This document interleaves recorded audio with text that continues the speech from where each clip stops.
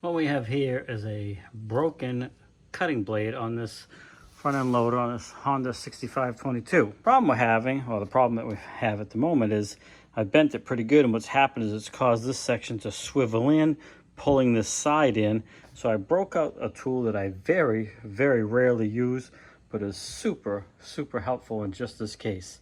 So you just hook it up. It's got multiple sections so you can get the length you want, and then you have a hydraulic pump here, and we'll pump it and it'll actually spread that out and hopefully pull this back in line, so then I can jack this up with a chain around the bucket and bring this back lined up, and then I can weld it back up. I'll cut away some of this other stuff, but I'm not going to get too fancy because really I got to cut the whole blade off and put a new blade on, but I just need to fix it for now. So I thought I'd show you guys this interesting tool here. It's got all kinds of attachments and different things. You know, it's made for body and frame work and repairing equipment just like this. So let's start cranking and see what it does. So now you can see I got it laying right on the bottom where the strongest point is. I'm hoping it'll spread this out a little bit here.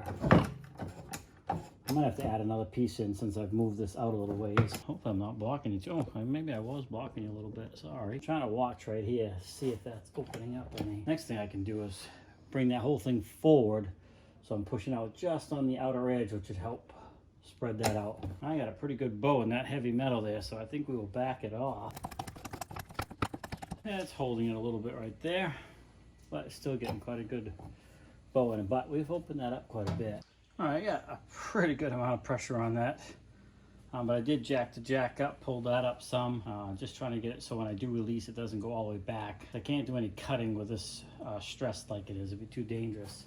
So I'm just trying to get it stretched out as far as I can, so when I release it, it stays apart enough that I can get, you know, a grinder in there and clean up some of that metal. Then I can really hopefully bring them together nicely and then weld them. We're going to go ahead and release it. Hopefully we can get in there with a chisel, a grinder. Yeah, that looks like it stayed pretty good this time. You can see how that withdraws too. You don't have to try to push the fluid back. It's a spring-loaded system in this part, so it draws the hydraulic fluid back into it, retracts that thing all the way back. Really nice. So called a 4-ton/10-ton body repair kit. And I think it depends on what attachments you have, because it does have, you know, these jaws like this for prying stuff open and things like that. So yeah, it's a pretty good little set. I will look to see if I can find one, and I'll put a link to it because they are super handy. You can do so much of them if you're trying to like do body work, something. This is very hard rubber, but you can, like, you know, try to bend some body panels back that are rounded. Lots of different things.